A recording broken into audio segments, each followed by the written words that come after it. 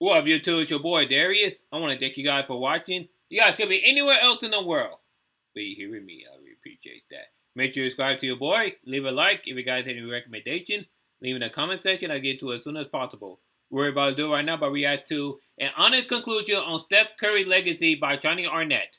As you guys already know, Jonny Arnett is one of my favorite basketball YouTuber because of his, high basketball knowledge as opposed to flight reacts.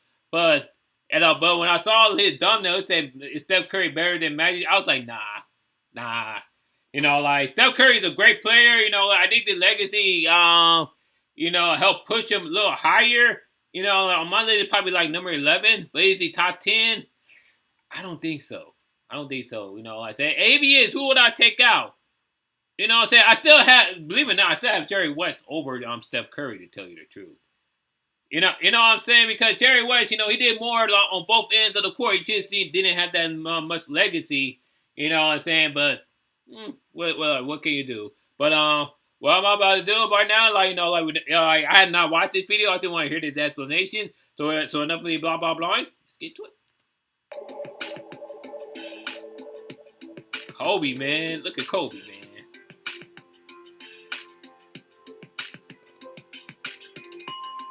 Dang.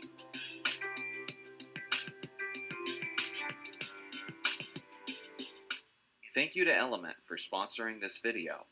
Very recently, Steph Curry led his Golden State Warriors to the NBA championship, securing his fourth ring and his first Finals MVP, which I would argue should have been second.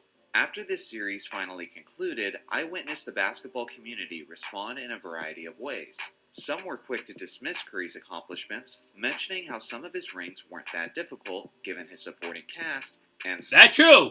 I can't count the even though the 17 and 18 they both count in a way because it still counts. But it just it just came way too easy. Even though it was always Steph team. He was kind of put in the back burner. And KD was the man that took those rings. Shit like the Miami Heat, for example. I could still consider Dwayne Wade as the leader of the team, but obviously that the LeBron James was the best player of that team. You get what I'm saying? Even went as far as criticizing his level of competition. Then there were many who took a more favorable approach, saying things like Steph Curry is now a top 10 player. No, you're not. And some even went as far as saying that he is in the top 5. Hell no. With his first champion. Hell no, not in a top 5 player. He's an excellent player. He's a top 5 point guard. Even top 3 combo guard. Because I always view Curry as more of a combo guard than he is a point guard. I don't consider him as a true point guard. I consider him as a combo guard. And even then, I still put Jerry West over Steph Curry because Jerry West actually did got Finals MVP. Secured since the departure and on the losing squad. It makes sense that this ring is seen as a legacy-defining achievement for Steph. But when we look at it objectively, just where should he fall on the list of the most legendary players in NBA history? Generally speaking, are people overreacting or underreacting to this new development? Today, a little bit of both. I'll do my best to sort that he's all still out. Top. I put him in the top 15 and not top 10. I don't think he's like top 10. You know what I'm saying? Because I still got a few players over him. You know what I'm saying? I definitely got Jerry West and Will Chamberlain over him.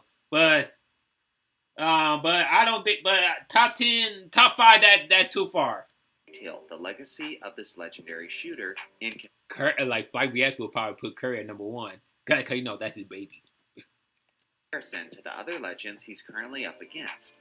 For starters, let's look at the comparison between Steph and the other legendary point guard that he's often compared to, Magic Johnson. Magic Johnson is by far the greatest of all time. Well, one of the greatest. Has heated up definitely top 5. Steph Curry and Magic Johnson for the title of the greatest point guard in league history. So this Magic, bar none, because Magic, he actually facilitate the offense. And not only that, he actually was more versatile in his style play, and Magic Johnson actually play defense. Steph Curry, he don't really play defense. You know what I'm saying? It's like, so I can't put Steph Curry over Magic Johnson. I don't care what anyone said. Question. Has Steph Curry finally surpassed him? Nope. There was a time where this question would have made me scoff and laugh at the mere suggestion. But as things currently stand as of this morning, it's a stunningly warranted conversation. So before we specifically dig into this comparison, let's first examine the ascending career of Curry. For quite a while now, Steph has held the title of the greatest shooter to ever live. And as he is the greatest shooter to ever live. He finally had the numbers to back it up, as he officially passed Ray Allen as the NBA's all-time leader for the most three-pointers made in a career. Yeah. And what's crazy is that he still has plenty of seasons left in the tank to extend that lead. That's true. With his recently acquired Finals MVP, Steph has now completely eradicated the most significant criticism about his legacy, the fact that he had never won a Finals MVP award. Okay, but Isaiah Thomas also got a Finals MVP, and Magic Johnson actually got three Finals MVP. Am I right? Let me look that up. God damn it. There we go. Magic Johnson. Give me 1 second, y'all. Yeah, I was right. 3 Finals MVP. 1980, 1982, 1987. As he was clearly the best player when it mattered most against He was. Boston. I'll give him that. He was the best player this year. Kobe and Kevin Durant, Curry has already begun to build a resume that even his greatest haters can't ignore completely. He's the only unanimous MVP in NBA history, which also happened to be the bullshit. Shaq should have been anonymous MVP too in the year 2000, but scoring 50, 40, 90 season that the league has ever seen. In that sense, you could certainly argue that his 2016 campaign was the most offensively efficient basketball season that we've ever seen from an individual. That's true. But how does this all stack up to Magic Johnson, who's likely the greatest facilitator of all time? Yeah, I agree. Well, they're certainly very difficult to compare to one another, given the fact that they have incredibly different play styles. Yeah. Steph is primarily a scorer, while Magic is much That's more why I feel like Steph Curry was more looking to have an impact at score, while Magic. That's why I feel like Steph Curry was more of a combo guard than he is a point guard. You know what I'm saying? He wasn't like exactly like, you know, he's an excellent shooter. You know what I'm saying? But he never like he doesn't really facilitate the offense.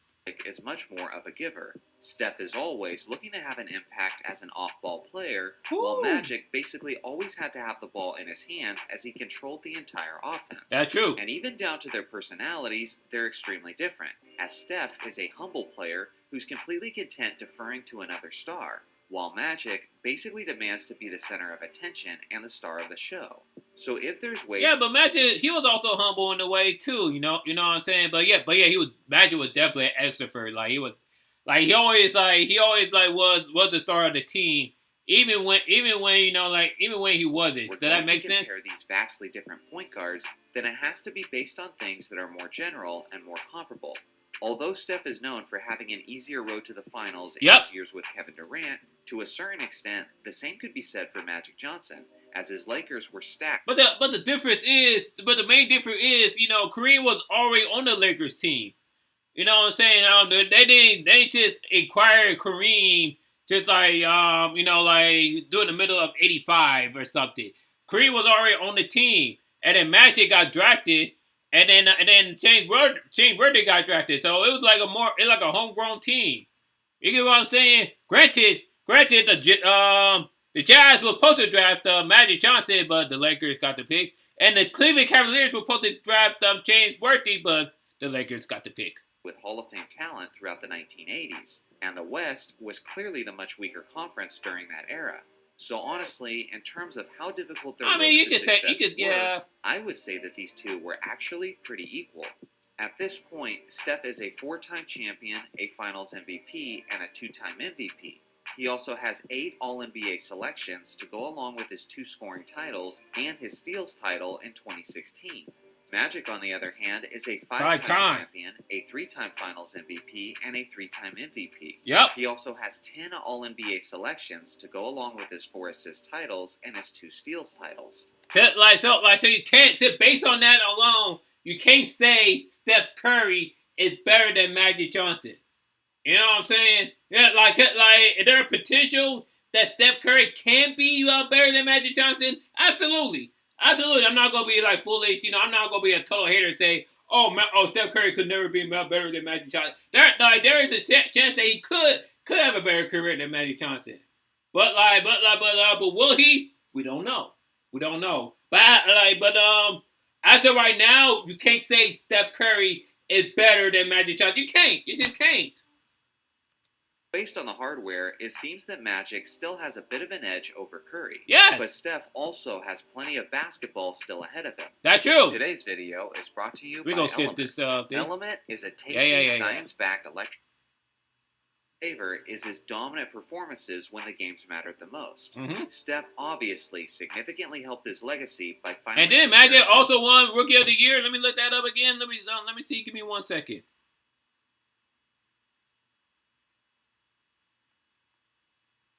Magic Johnson. I would have thought he. No. Larry Bird won it that year. Finals MVP.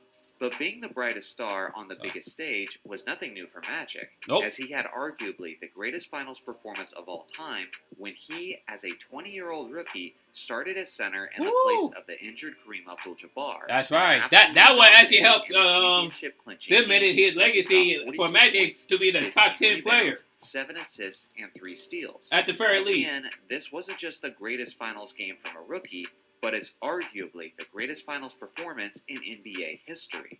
He also had a series for the ages in the 1987 NBA Finals against the rival Boston Celtics, which included his iconic Baby Skyhook game winner in Game 4, as he finished the series strong while putting up this ridiculous stat line.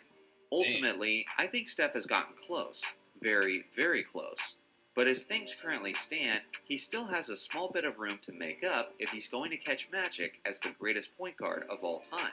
But I will say this, at the very least, he's firmly established himself as the second greatest point guard of league history. And I say this as a person who didn't think he held that title even just a year ago. But this is only one aspect of the discussions currently revolving around Steph. I'm still not sure, but I guess you could make an argument that he's the second greatest. You know what I'm saying? I still there's still Isaiah Thomas, John Stockton, and Oscar Robertson. But then again, you can't even say he's a point guard. He's more of a combo guard. The other topic is that Steph Curry has now cracked the top 10 list of the greatest players of all time. And I would love to hear your thoughts in the comments section. Lots of basketball fans, especially the younger ones, have already placed him in their own top 10 lists. Not me. But honestly, I think most basketball fans don't realize just how difficult it is to crack that list. Some of his competition, in no particular order, is Michael Jordan, LeBron James, Kobe Bryant, Kareem Abdul-Jabbar, Bill Russell, Wilt Chamberlain, Magic Johnson, Larry Bird, Tim Duncan, Hakeem Olajuwon, and Shaquille O'Neal. Yeah. According to my list, that is the top 11 players in NBA history. That's fair. That for Steph to crack the top 10. I wonder where he would put Jerry West. Where he would put Jerry, because Jerry West was great. He really was great. You know what I'm saying? Tim Duncan. Much I don't like Tim Duncan. Yeah, he is the best power forward of all time. I hate saying that, but what can you do? And you're going to have to knock out not only one, but 2 of those players on that list. So, which 2 are you picking? It's easy to simply suggest in a YouTube comment that Steph should be a top 10 player, but making that a reality becomes excruciatingly difficult when you realize who he's going to have to replace. Now, Steph does have more championship rings than both Larry Bird and Hakeem Olajuwon, but I would argue that specifically in the case of Olajuwon, Steph had significantly more superstar support. Yeah, that's Throughout true. the prime of his career, Hakeem rarely had a second superstar to help him throughout the playoffs. Hakeem Olajuwon is the most skilled center of all time. Yes, I said it. I even say he's more skilled than Shaquille O'Neal. And Shaq is my personal favorite center, but he's definitely more skilled than Shaq. Imagine what a young Hakeem would have accomplished with Klay Thompson, Draymond Green, and several years of Kevin Durant. Yeah. In the case of Bird, he managed to get 3 championship rings despite dealing with notoriously horrific back problems. The 1986 Celtics is one of the greatest teams of all time. You could also argue that no NBA legend ever dealt with stronger, consistent competition than Larry Bird did, as he was in the powerful Eastern Conference of the 1980s, which had a 76ers team with 4 All-Stars, a Bad Boy Pistons team with 4 All-Stars, a young and upcoming Chicago Bulls team, and of Jordan. course, waiting for them in nearly every NBA Finals was the legendary Showtime Lakers. Don't forget the Rockets, though. The Rockets made it to the NBA Finals twice in the 80s. It wasn't just all Lakers. The Rockets make it to the final twice in 1981 and 1986. Of course, both times they lost to the Celtics, but still. Managed to get even 3 rings out of that era is nothing but a testament to his greatness. Yep, that's true. There's another significant hurdle keeping me from comfortably placing Steph in the top 10, and that's the aspect of defense. I personally feel like defense is a widely underappreciated aspect of basketball. I agree with that. Since it's literally half of the game, but is rarely acknowledged as such. Plenty of solid offensive players have made it into the Basketball Hall of Fame despite having no defensive prowess. That's true. Yet arguably the greatest modern defender in NBA history, Ben Wallace, was overlooked. As much as I did not like Ben Wallace, I cannot stand the Pistons back then. But as much as I wasn't a Pistons fan, and Ben Wallace should have made the top 75 team. And I'm not being biased. Ben Wallace definitely should have made it. How many he won 4 Defensive Player of the Year award. He definitely based on that alone, he definitely should have made it. Especially over Eddie Davis and Damian Lillard. But I digress. Snubbed for years and years. Woo! For me personally, the defensive end of the court should carry a significant amount of weight when your legacy is being considered. Yeah. Which brings us back to Steph Curry. With the lone exception of Magic Johnson, every single one of these top 10 players were NBA All-Defense Team caliber, which is an honor that Steph Curry has never earned. That's true. You have to honestly ask yourself, is he really that much better offensively that you're able to place him? Has Isaiah Thomas ever made the All-Defensive Team? For me, I think John Stockton has. But then there's another argument that some will make in favor of Steph's spot in the top 10, and that's the fact that Steph changed the game with his three-point shooting. Now this is true. Although the league was already trending toward more three-point shots, it's undeniable that Steph completely expedited that process and led the league into the jump shooting era we know today. Ooh, now you may ask, how many NBA legends can say that they literally changed the game? You've got a point. Michael Jordan, many, at least in the way Dr. J. Has. But not exactly by that LeBron logic, James. almost every top 10 player has some kind of narrative that would allow them to claim Will their spot in definitely. the top 10 as well. For example, Michael Jordan globalized the game. Yep. Magic and Bird quite literally saved the game from becoming irrelevant. Yep. Shaquille O'Neal controlled the game. Bill Russell dominated the game with more rings than fingers. And Wilt Chamberlain also changed the game by having rules created with the intent of slowing him down. That's true. It's not like the Steph narrative about him changing the game isn't legitimate, because I certainly believe it is. But to act like no other NBA legends have narratives comparable to his is not only naive. Then again, the one person who changed the game, and he's not in the top 10. AI. AI definitely what more fast. He definitely had the handles and everything. He was a small guy. He definitely helped change the game. Not only in the game, but culturally as well. With the cornrow, with the baggy clothes and everything. And yet he never in the top 10. I don't think he's even in the top. I don't think even in the top 20. See that even with this, I still have AI. And believe it or not, I still have AI over Steph Curry. Believe it or not, I still have AI over Steph Curry because AI definitely changed the game. I digress, y'all. Also, so disrespectful to those other legends. So with all of that being considered, in conclusion, I now have Steph Curry in 12th place on my list. Where you would put AI though? But if he's able to win one more ring, equaling him to the totals of Kobe, Duncan, and Magic, while surpassing Shaquille O'Neal, then he'll easily be in my top 10, regardless of the fact that he is an inferior defensive player compared to the other players in the top 10. So what do you guys think? With these new accomplishments added to Curry's already impressive resume, where does he land among the greatest point guards of NBA history? And is he now in the NBA's top 10 list? It's hard to pull him in the point guard because he's not really a point guard, he's a common guard. Make sure to like and subscribe for more basketball content, and I'll see you guys in the next video.